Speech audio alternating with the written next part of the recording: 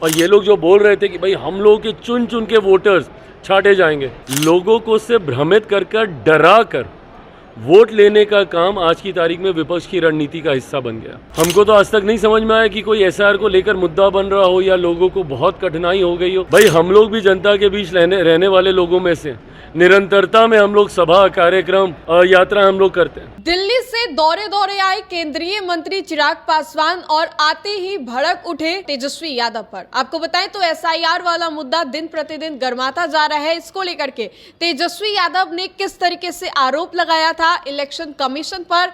अब कल देर रात ही केंद्रीय मंत्री चिराग पासवान पटना आए हैं। रक्षाबंधन का त्योहार है, हर साल रक्षाबंधन के त्योहार में वो पटना आते हैं, अपने परिवार के साथ इस त्योहार को काफी धूमधाम से मनाते हैं बहनों के साथ। अब ऐसे में आपको बताएं तो जैसे ही केंद्रीय मंत्री चिराग पासवान पटना पहुंचते हैं, चिराग पासवान भड़क उठते हैं।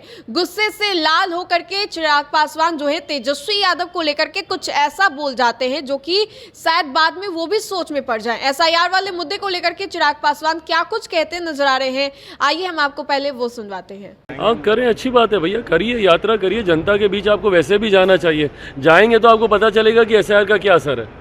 भाई हम लोग भी जनता के बीच रहने वाले लोगों में से निरंतरता में हम लोग सभा कार्यक्रम यात्रा हम लोग करते हैं। हमको तो आज तक नहीं समझ में आया कि कोई एसआईआर को लेकर मुद्दा बन रहा हो या लोगों को बहुत कठिनाई हो गई हो। और ये लोग जो बोल रहे थे कि भाई हम लोगों के चुन चुन के वोटर्स छांटे जाएंगे। सबसे ज़्यादा वोटरों में से कौन सा है? ये पटना है जहाँ पे सबसे ज़्यादा संख्या में से वोटर कटे। ये लोग क्या बोल रहे थे, हिमाचल के इलाके में ये एक किशनगंज वहाँ पे छोड़ दीजिए, तो यहाँ पटना में वोटर के नाम कटे हैं। तो आप अब यात्रा के माध्यम से भी जनता को भ्रमित करने का काम कीजिएगा। तो आप कर क्या रहे हैं आज तक? लोगों को से भ्रमित कर डरा कर वोट लेने का काम आज की तारीख में विपक्ष की रणनीति का हिस्सा बन गया। तो बखूबी आपने सुना कि चिराग पासवान ने किस तरीके से तेजस्वी यादव को करारा जवाब दिया और ये तक कहा है कि क्या अब इलेक्शन कमीशन जाकर के सदन में बैठेगी?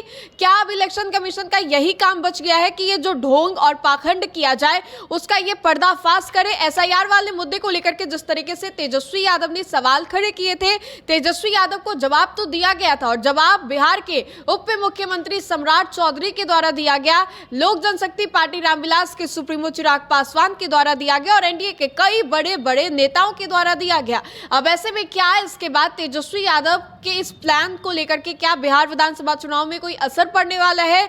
आखिर क्यों चिराग पासवान दिल्ली से आते ही सबसे पहले तेजस्वी यादव पर भड़क गए और किस तरीके से भड़के, ये भी हमने आपको सुनवाया। तो फिलहाल के लिए इतना ही, बहुत बहुत शुक्रिया।